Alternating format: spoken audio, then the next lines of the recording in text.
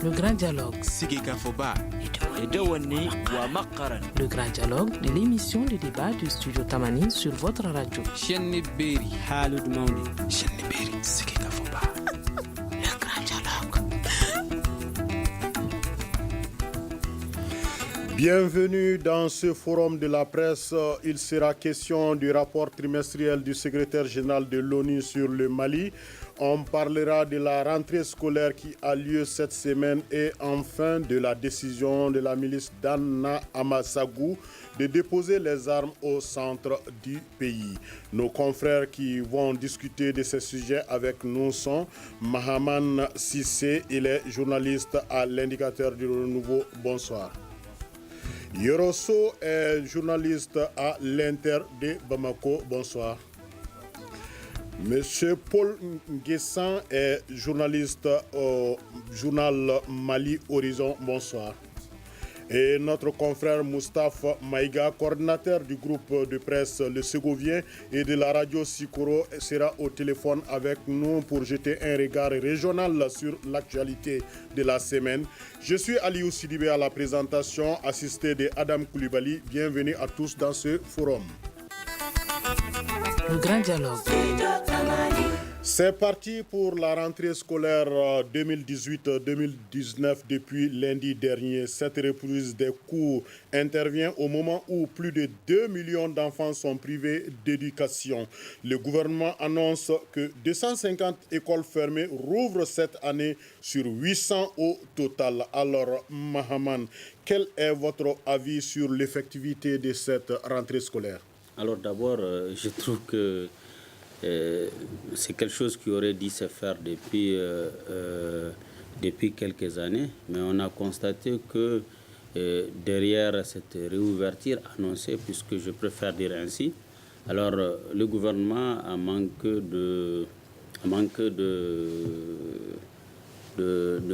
d'organisation. Par exemple, aujourd'hui, le Premier ministre il va dans les centres des pays, il annonce en dehors de l'ouverture, à la réouverture des écoles, il annonce l'ouverture des cantines scolaires qui auraient quand même dû être là depuis le début de la crise.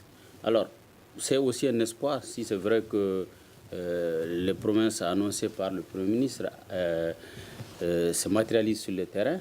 Reste aussi à savoir si les groupes terroristes qui opèrent dans la zone accepteront que ces écoles réouvrent, parce que ce n'est pas les enseignants qui ont refusé d'aller à l'école, ce n'est pas les enfants qui ont refusé, mais il y a une situation de crise qui était là, qui a fait que les écoles ont été fermées. Très bien. Alors, Yoroso, votre avis? Merci M. Sylvé. Avant de commencer, permettez-moi de rendre un vibrant hommage aux enseignants. Aujourd'hui, c'est la journée internationale de l'enseignant, célébrée partout dans le monde, et aux enseignants qui ont donné le meilleur d'eux-mêmes pour la formation des cadres de ce pays. Et j'encourage aussi ceux qui tiennent le flambeau aujourd'hui. Et par la même occasion, j'invite le gouvernement à se ressaisir pour donner un caractère solennel à cette fête des enseignants. Elle est célébrée dans l'anonymat total. C'est depuis un certain temps, c'est les syndicats qui s'organisent pour célébrer cette fête. Alors que toutes les autres fêtes, ces journées internationales sont célébrées avec face ici. Au moins qu'on reconnaisse le mérite des enseignants à travers les 5 octobre. Voilà. Donc, par rapport à la rentrée, voilà, donc elle a été effective lundi dernier. Malheureusement, en dents d'ici, où une bonne partie du pays, où il n'y a pas d'école, vous l'avez déjà annoncé, certaines écoles sont occupées par des familles qui ont été victimes de l'inondation. Et je pense que cette rentrée devrait être mieux préparée que ce que nous avons vu.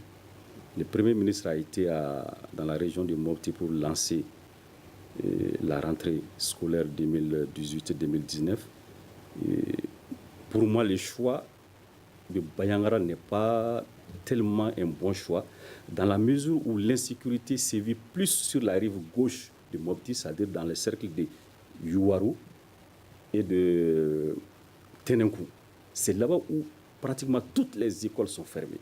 Si le Premier ministre s'était rendu dans un de ces cercles, on va en revenir. Voilà, donc on allait quand même dire que vraiment, sa présence allait mettre la population en confiance et aussi donner beaucoup de courage aux enseignants, voilà, d'aller à l'école. Malheureusement, Banyagara quand même c'est plus sécurisé que Yuwaru et Tenenkou. Paul Nguessa. Voilà. D'accord, merci bien. Moi, je ne serai pas aussi optimiste que mes confrères. Je pense qu'il faut d'abord, chapeau d'abord au gouvernement, parce que le fait de symboliquement d'aller lancer la rentrée dans des zones dites zones rouges et qu'on sent une certaine effectivité de la rentrée. C'est vrai que tout n'est pas rose, mais je pense que déjà le fait de s'y rendre, de donner le cours, de rassurer, comme l'a dit Maman, le fait de dire qu'on va mettre des cantines en place, c'est vrai, on aurait dû le faire, mais le fait même déjà de rassurer la population, j'ose croire que ce n'est pas des effets d'annonce. Le fait de cela, pour moi, c'est déjà bien qu'un Premier ministre se déplace dans une zone dite zone rouge, qu'il annonce vraiment des mesures fortes pour encourager ou bien pour rassurer les enseignants, rassurer la population, rassurer les apprenants, est une bonne chose. Mais nous osons bien croire que ça ne sera pas un effet de paille comme on a toujours annoncé. Sinon, chapeau aux autorités, même à Kida, où j'ai des amis qui m'ont fait savoir que la rentrée est bel et bien effective à Kida, ce qui vraiment pour moi dénote d'une confiance qui renaît entre la zone dite zone rouge, qui est des zones de conflit avec les djihadistes et les terroristes, et l'État central à Bamako. Mais nous souhaiterons vraiment qu'on puisse vraiment mettre les moyens qu'il faut pour vraiment sécuriser ces zones-là et mettre les populations en confiance pour que l'administration y retourne et pour que vraiment cette rentrée-là soit une rentrée qui va permettre à ces enfants qui ont fait plus de 2 ans, 3 ans, 4 ans à l'école de gagner aussi le goût de l'espoir comme on a aussi à Bamako ici. C'est vrai que tout à l'heure le confrère parlait des zones, des écoles inondées. Il faudra que le gouvernement puisse songer à tout cela. C'est vrai que c'est des catastrophes naturelles, mais on peut prévenir tout cela pour que vraiment la rentrée soit une entrée festive et non une rentrée un peu biaisée. Ok. Alors, Moustapha, vous n'êtes peut-être pas à Mopti, mais Ségou aussi, c'est le centre du pays. Quel est votre avis par rapport à cette rentrée scolaire? Merci bien. Comme mes prédécesseurs l'ont dit, je dois d'abord féliciter le ministère de l'Éducation nationale. Les gens oublient ça un peu. Féliciter le ministère de l'Éducation nationale, en même temps le gouvernement, parce que depuis 2 ans quand même, on a constaté le respect des échéances, des évaluations et autres examens. Ce n'était pas le cas les autres années. Cette année aussi, on a remarqué qu'un planning a été élaboré pour la rentrée académique 2018-2019. Et surtout, la rentrée a été effective le 1er octobre, même si ce n'est pas à 100%. C'est des situations qu'on ne connaissait pas il y a 3, 4 ou 10 ans. C'était des rentrées scolaires, n'est-ce pas, très, très saccadées. Donc, il faut quand même remercier le département de l'éducation nationale, en même temps donc le gouvernement, pour ces plannings qui permettent à l'administration scolaire, aux parents d'élèves, aux élèves en tous les cas, de se situer, de se faire une bonne idée de la rentrée de l'année académique en cours. Autre félicitation, avant de donner un avis contraire, il faut aussi apprécier la démarche pédagogique du Premier ministre Soumaïlou Boubé Meiga. Les autorités, il l'a toujours dit, il faut qu'elles soient en contact permanent avec les populations.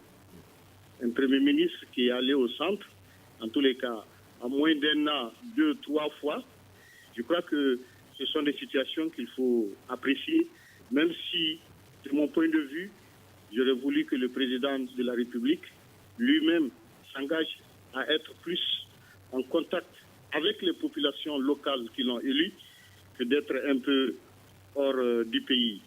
Mais cela, n'est-ce pas, ne dédouane pas les autorités pour cette rentrée scolaire parce qu'il y a quand même des problèmes. l'école connaît beaucoup de problèmes parce que aujourd'hui, si on parle de l'école, il faut parler des acteurs eux-mêmes. Et ces acteurs, ce sont les enseignants, Yorosso l'a dit, c'est l'administration scolaire elle aussi. Les enseignants, ils ont énormément de problèmes. Le statut, il court derrière un statut particulier avec notamment des grèves. Je prends le cas de la région de Ségou où, dans le cercle de Blas, la rentrée scolaire n'a pas été effective parce que les enseignants sont en grève. Et imaginez, pour des problèmes de retard, de paiement, de salaire. Et en parlant d'insécurité aussi, dans le centre comme dans une partie de la région de Ségou, c'est quand même plus de 750 écoles qui sont aujourd'hui fermées à cause de l'insécurité. Donc tout ça, ce sont des problèmes et il revient à l'autorité, au gouvernement de pallier à ça. Okay. Mais Moustapha, immédiatement après le passage du Premier ministre, des écoles réouvertes ont été refermées par des djihadistes. Alors, pensez-vous que cette rentrée a été sérieusement préparée? Bon, je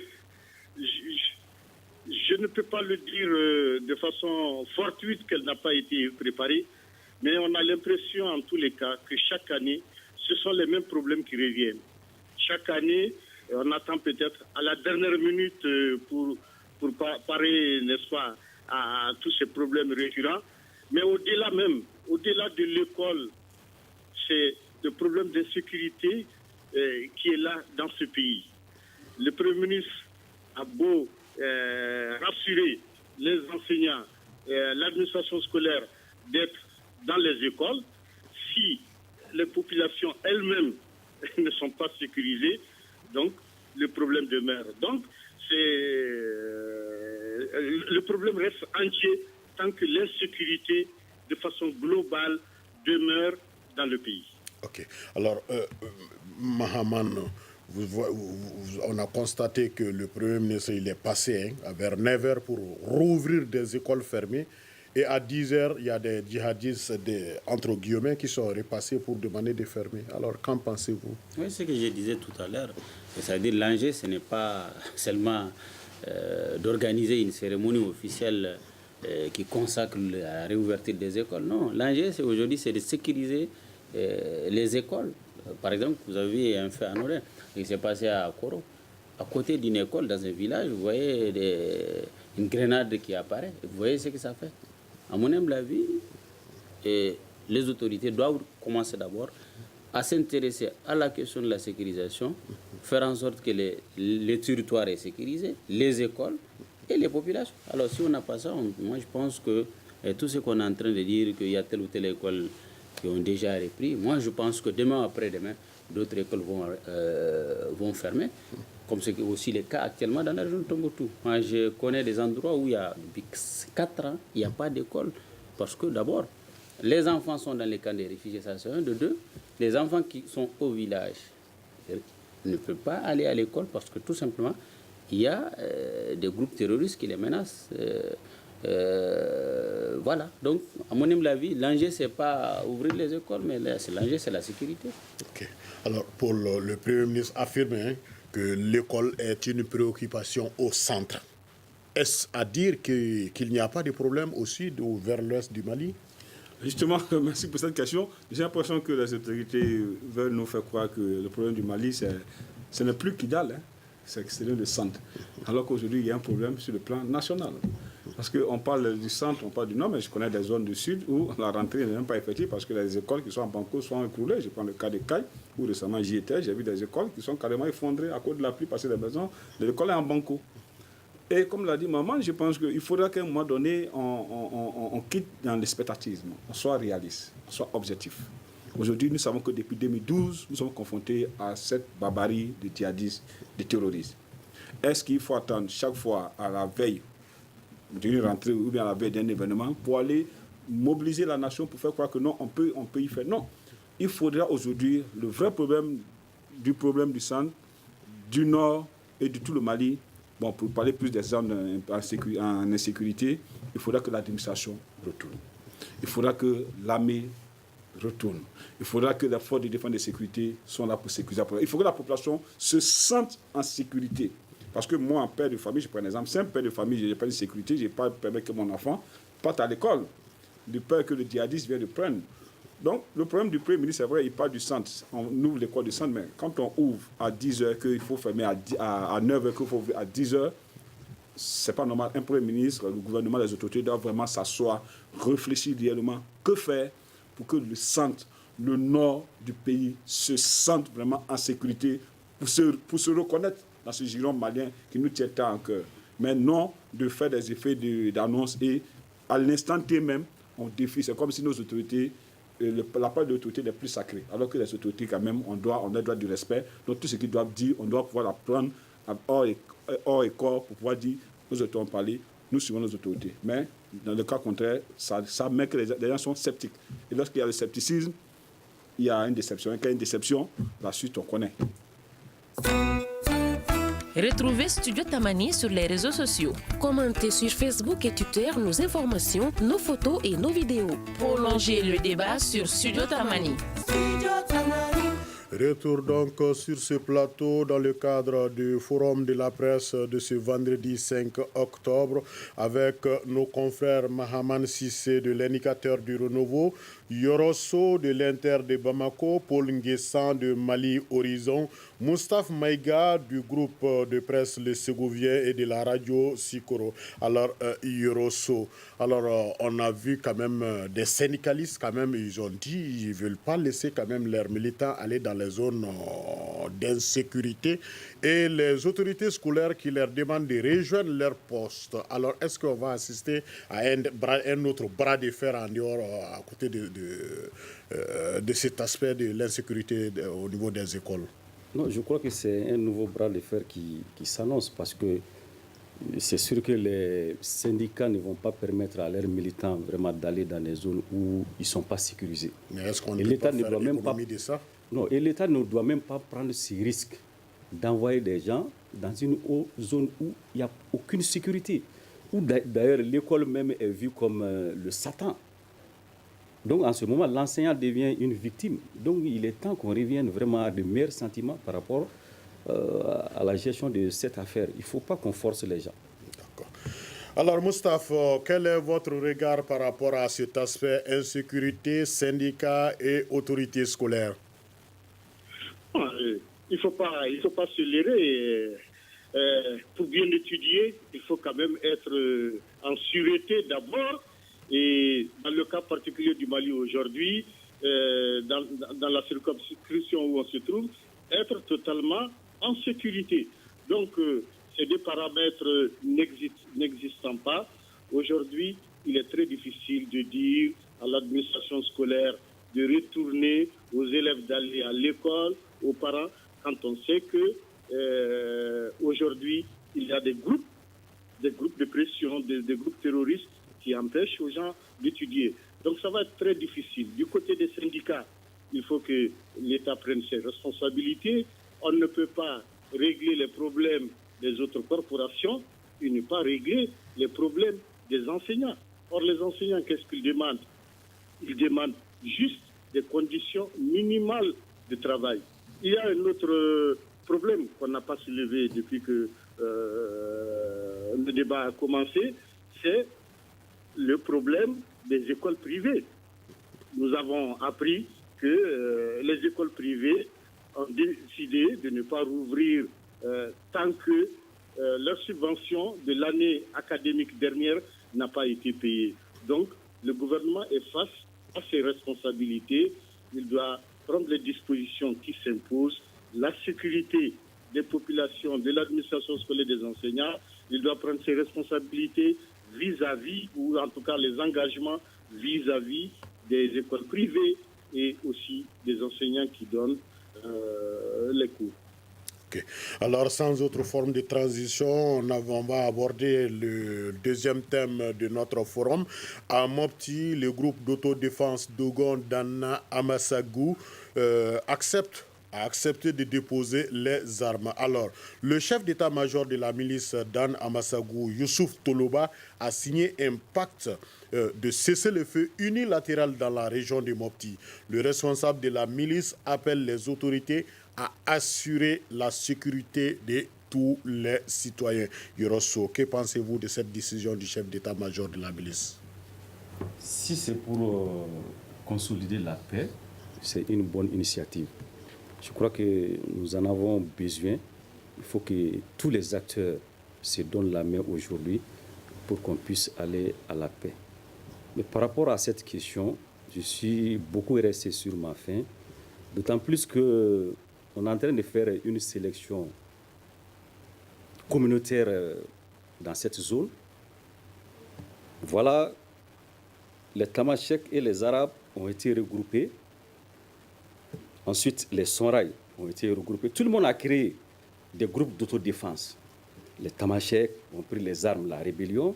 Les Sonraï se sont défendus à travers des mouvements. Voilà, les Dogons ont créé une milice pour se défendre.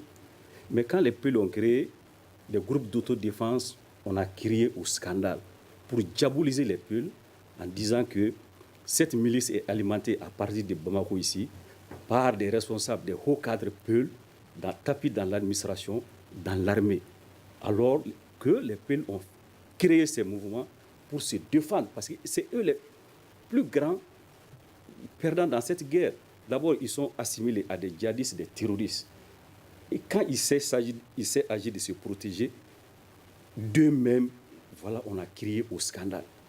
Et voilà, tout le monde aujourd'hui peut se défendre, mais les Peuls, l'État même a décidé d'exposer les Peuls. Voilà, tant pis pour vous, défendez-vous parce que vous êtes des djihadistes, vous êtes des terroristes. Alors que cette milice Dogon avait été créée à un moment donné pour créer les djihadistes, uniquement les Peuls. Les affrontements qui ont eu lieu, ça a eu lieu avec qui? C'était avec les Peuls. Ici, on devrait avoir institué le feu au sens de ce mot. On devrait regrouper quand même les deux tendances et signer un accord de paix pour tout le monde. Mais je crois que ce traitement de mépris et de haine contre la communauté Peul, je crois qu'il est temps d'arrêter. Parce qu'aujourd'hui, ça veut dire que l'État a pris position pour tout le monde, sauf les Peuls, dans cette configuration de la région de Mopti. Tout le monde. Et maintenant, on dit que ces gens-là vont intégrer l'armée. Sur quelle base? D'abord, ils ne sont pas dans le processus de paix qui a été signé. Et on vient de les intégrer dans ce processus pour dire que, voilà, ils seront intégrés dans l'armée. D'autres vont bénéficier des processus d'insertion. Et maintenant, et les Peuls, qu'est-ce qu'ils ont fait aux autres? Alors, Mahaman, donc Yorosso m'a tantôt dévancé, le Premier ministre qui annonce leur intégration dans le DDR. Comment cela peut être possible? Alors, vous voyez, c'est compliqué. Et je partage, ils ne sont pas signataires de l'accord. Ils ne sont pas signataires de l'accord, ça c'est un. Je partage entièrement les propos de mon grand frère Yorosso. Pour l'une des rares fois, je ne suis pas d'accord avec ce qui est en train de se faire dans l'Europe. En fait, vous voyez un groupe d'Anna Amasago qui sort de nulle part, qui rentre dans des villages, il tue. Et un groupe qui avait des... On niait même l'existence de ce groupe. On niait même l'exemple des groupes d'autodéfense dans les milieux, dans ces milieux. On niait l'existence des chasseurs. Aujourd'hui, ce groupe sort et devient légitime jusqu'à ce qu'on signe un accord de... Ce groupe-ci, ce groupe représente des communautés. Pourquoi ce groupe ne s'est pas retrouvé dans le processus de paix engagé par Guina Dogo et Tapital Club? À mon humble avis, c'est trop facile de dire qu'aujourd'hui, ils ont déposé les armes. Il faut que ceux qui sont épris de paix travaillent à ce qui s'est passé dans le centre. Et ceux qui ont armé ce groupe, le groupe d'Anna Amasogo et autres, et ceux qui sont derrière en sourdine, on nous dit ce qui s'est passé. Est-ce que ça a été préparé? Imaginez, après la signature de l'accord, il y a des groupes d'autodéfense qui ont été créés. Mais ces groupes, on leur a dénié toute légitimité. Pourtant, c'est les mêmes, ils travaillent, même si ce groupe ne travaille pas pour les communautés, chacun de ce groupe dit, bon là, je travaille pour défendre ma communauté. À mon humble avis, c'est trop facile. Aujourd'hui, on réhabilite Dana Amasogo, alors que moi, je ne sais pas qu'est-ce que Dana Amasogo a fait pour défendre, je ne sais pas, l'intégrité, pour défendre la République. Dana Amasogo, à un moment donné, avait même menacé les élections dans ces régions. Mais aujourd'hui, Dana Amasogo devient subitement qu'on nous dise tout en réalité. Okay. Alors, Paul Nguessa, quel sera le sort des autres milices de la zone, notamment les Peuls? Justement, c'est un peu comique, mais ça fait mal. Et comme prédécesseur, je pense que cela démontre que l'État a failli. L'État a failli. Parce que moi, je ne peux pas concevoir que dans un pays respecté et respectable, qu'on crée des groupes d'autodéfense. L'État s'assume, on déploie. Il faudra que l'État ait le courage de déployer l'administration dans toute l'étendue du territoire national. Il faudra que l'armée soit redéployée. Sinon, on n'en finira pas. Il y aura tous des groupes d'autodéfense. Aujourd'hui, Dana Amasogo, on leur donne une légitimité qui fait mal. En ce moment, les peuples vont se dire quoi? Ah bon, donc quelque part, nous sommes lésés. Et les peuples qui connaissent les peuples, ils sont à cheval dans presque tous les pays. Et ils vont aussi se constituer des mots aussi en groupe d'autodéfense. Et ils vont venir aussi attaquer les gens nuitamment. Ça devient encore une autre crise. Il faudra seulement, simplement, que l'État ait le courage de désarmer tous ces groupes-là, d'autodéfense-là, qui envoient l'administration, ils envoient l'armée, on tourne une bonne fois la page. Parce que, imaginez-vous, en 2012, les terroristes ont pris le nord, les régions du nord. Le centre, on était en paix, on a désarmé les gens. Mais comment c'est fait que subitement, la zone de septentrion qui était la zone rouge, où on avait peur, on ne parle plus de cela, on ne parle que du centre. Donc il y a un problème. Il y a un problème. Donc c'est quoi? Est-ce les autorités qui ont failli? Est-ce les barons, les leaders de la zone du centre qui sont en train de faire ce jeu? C'est dû à quoi? Et comment imaginez-vous des Dogons, des peuples qui ont cohabité pendant des années, ensemble, des siècles? C'est maintenant qu'on trouve que non, telle personne est djihadiste, telle personne est mon ennemi. Il faudra qu'on se ressaisisse, que l'État puisse tirer clair. Il ne faudra pas favoriser vraiment le groupe des Dogons pour laisser les peuples.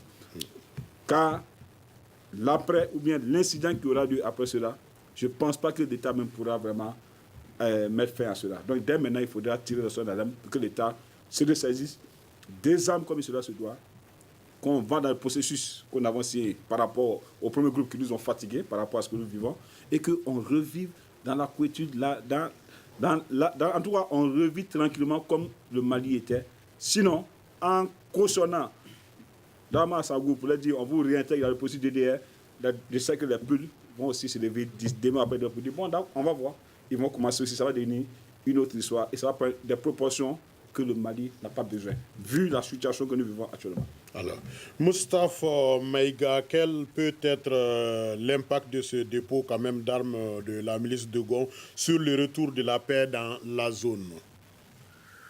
Moi je me dis que nous tous qui parlons, l'État malien, tout le monde, tous les Maliens aspirent, n'est-ce pas, à une paix durable dans ce pays. C'est pourquoi je me dis que toute tentative d'instauration de la paix par, en tout cas, des moyens appropriés, toute tentative donc est donc la bienvenue.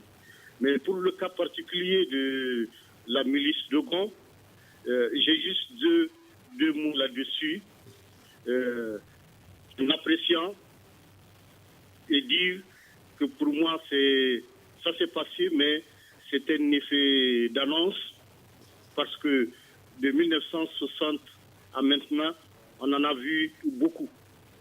Nous avons été témoins, en tous les cas, de 1992, d'abord de 1991 avec la rébellion et les accords de Tamanara 7. Et dans le pacte, qui n'était pas signé, les accords sous Moussa, c'était qu'il fallait recruter 300. Les rebelles avaient donné 300, le nombre 300 pour être recrutés dans l'armée ou à la fonction publique. Le coup d'État est survenu. Une année après, le pacte national a été signé. Mais qu'est-ce qu'on a remarqué? de 300, on est revenu à 3000. 3000 qui ont été recrutés à la fonction publique. Donc ça donne quoi? Ça donne à certains Maliens un raccourci, un moyen de parvenir à ses fins. Par la terreur, on parvient à ses fins. Ce n'est pas bon. Et on a vu le cas, pourquoi je dis effet d'annonce, on a vu le cas de la flamme de la paix à Tombouctou. Quelle était la suite aujourd'hui?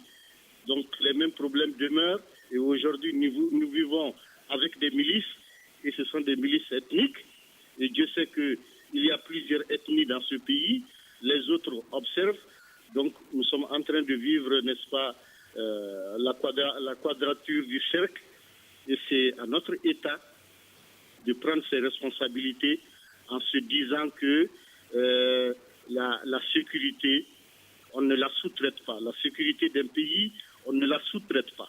L'armée, elle est unique. Il ne peut pas avoir une milice ou un groupement qui détient des armes en dehors de l'armée régulière. Vous écoutez Studio Tamani, votre avis nous intéresse. Écrivez vos commentaires et suggestions sur la page Facebook et dialoguez avec nous. Studio Tamani, c'est aussi les réseaux sociaux.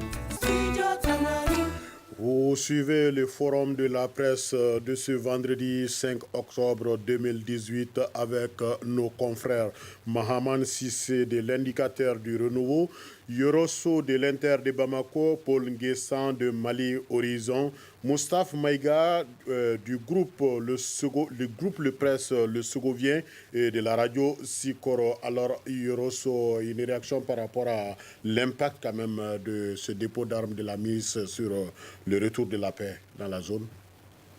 Est-ce qu'il y aura un impact? Je ne pense pas. Tant que l'État n'est pas présent, rien ne sera comme avant. Il faut que l'État déploie l'administration, les forces de sécurité et de défense dans ces zones. Les milices ne peuvent en aucunement assurer la sécurité d'une zone. Aujourd'hui, ils ont déposé les armes, donc on va les observer. Mais l'impact, je ne vois pas concrètement aucun impact par rapport à ça. Si c'est l'a dit, d'où vient cette milice? Il y a peut-être 2 ans, un journal de la place avait annoncé cette milice de 2000 hommes créés par les Dogons. Et la réflexion que moi-même, personnellement, j'ai eu à le faire, j'ai dit que bon, ça c'est une situation qui va donner vraiment... la gestion de cette milice sera très, très, très, très difficile. Mobiliser 2000 milices dans cette zone, ce n'est pas de l'eau à boire. Et par rapport à nos petites enquêtes par-ci, par-là, ceux qui ont mis en place cette milice sont connus. Aujourd'hui, il y a un officier qui est à la retraite, qui appartient à cette communauté, qui ont mis en place cette milice en vue de l'intégration des autres combattants dans le processus de paix. Et voilà que, avec la signature de cet accord, voilà, on vient de nous donner raison par rapport à cette situation. Donc, moi je dis, il est temps que l'État s'assume en mettant fin à la création de ces milices. Parce que toutes les milices qui ont été créées, l'État est toujours derrière. L'État est toujours derrière. Nous prenons le cas de Ganakoy, même si le Ganakoy a été créé, mais je me réjouis de cette création à l'époque, parce que Ganakoy quand même est parvenu à mettre fin à la rébellion dans le nord, à mettre au pas vraiment les rebelles Touaregs et Arabes qui étaient là dans les années 1990 jusqu'à 2000. Donc ça a été une bonne chose. Mais après, on a pris goût à la création de ces milices. Aujourd'hui que le contexte a changé, il faut quand même que l'État révise sa position par rapport à ça. Chaque jour ou chaque année, il y a des recrutements. Il faut qu'on parvienne quand même à redéployer l'armée sur l'ensemble du territoire. L'armée ne peut pas être cantonnée au sud ici et dans les zones où il n'y a pas de sécurité.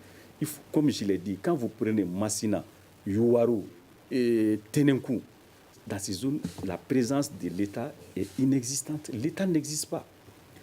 Voilà, quand même, faisons des efforts pour construire un Mali de demain qui va appartenir à tous les Maliens. Ce n'est pas en intégrant des communautés dans l'armée qu'on aura une armée digne de ce nom. Et ça va foirer un jour. Alors, près de 300 civils tués, une vingtaine de morts dans les rangs de l'armée et 40 du côté des groupes armés. C'est ce que révèle le rapport trimestriel du secrétaire général des Nations Unies, Antonio Guterres. Alors, Moustapha Maïga, est-ce un rapport de plus? Oui, vous êtes en train de décrire quelque chose et vous signez que c'est le secrétaire général des Nations Unies qui le développe ainsi. Finalement, les Nations Unies sont devenues juste le médecin, alors que leur objectif au Mali, c'est autre chose. Ils sont là pour diagnostiquer. C'est un diagnostic. Ce n'est pas ce que les Maliens leur demandent. Ce n'est pas ce pourquoi ils sont ici dans ce pays.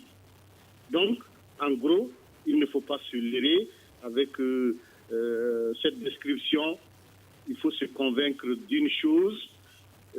Nous sommes face à des gens qui ne sont pas de bonne volonté, vraiment, et qui jouent sincèrement à l'hypocrisie. Parce que tout ce qu'ils ont demandé, en tout cas au gouvernement malien, le gouvernement l'a fait de bonne foi.